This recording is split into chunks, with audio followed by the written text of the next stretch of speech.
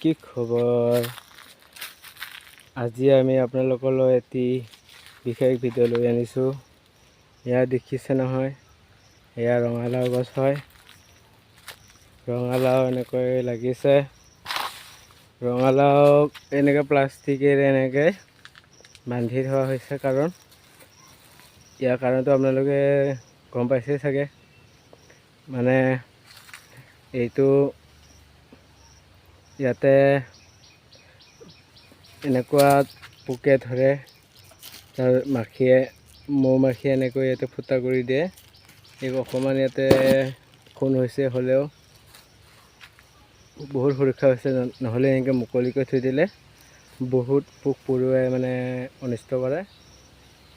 আৰু এনেকৈ থৈ দিয়া হৈছে, এইটো ৰঙালাওটো এনেকৈ থৈ দিয়া হৈছে।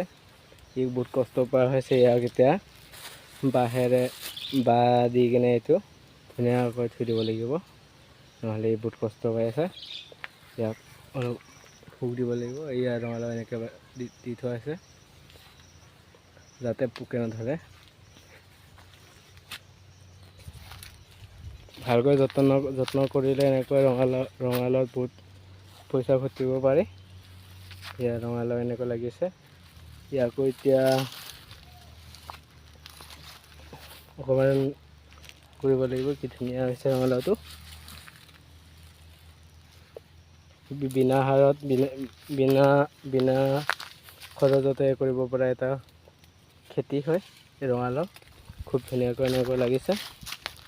এই ৰঙালাও এনেকৈ লগাই দিয়া হৈছে। মোৰ ভিডিঅ'টো চাই যদি ভাল পায়, লাইক কৰিব, কমেণ্ট কৰিব। এই ৰঙালাও এনেকৈ লাগিছে।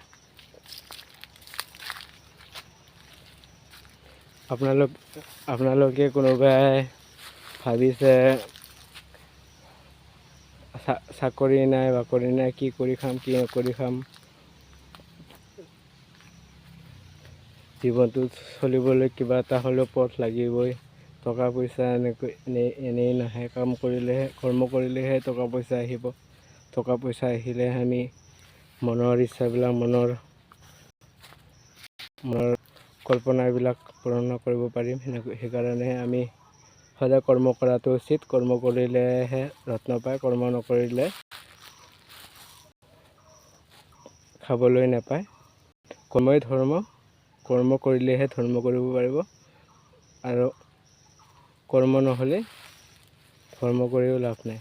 গতিকে কৰ্মই মানুহৰ মেইন। কৰ্ম কৰিলে মানুহৰ কেতিয়াও অভাৱ শেষ নহয়। সেয়েহে এক নিষ্ঠাৰে আপোনালোকৰ নিজৰ মাটি আছে, এনেকৈ খেতি কৰক। এনেকৈ ৰঙালাও খেতি লগাওক। ৰঙালাও এনেকৈ লগাওক। বিনা সাৰত ইয়াত গোবৰ দিয়া আছে। গোবৰটো আৰু নিজৰ ঘৰৰে গৰুৰে প্ৰস্তুত কৰা সাৰ। এনেকৈ অকণমান জংঘল হয়, সেইখিনি নিৰ্মূল কৰি দিব লাগিব। আপোনালোকক দেখালোঁ ৰঙালাও খেতিটো অকণমান। মই ভালকৈ ভিডিঅ' বনাব নাজানো, হ'লেও যিখিনি পাৰিছোঁ কৰিছোঁ। ভাল লাগিলে লাইক কৰিব, কমেণ্ট কৰিব, শ্বেয়াৰ কৰিব।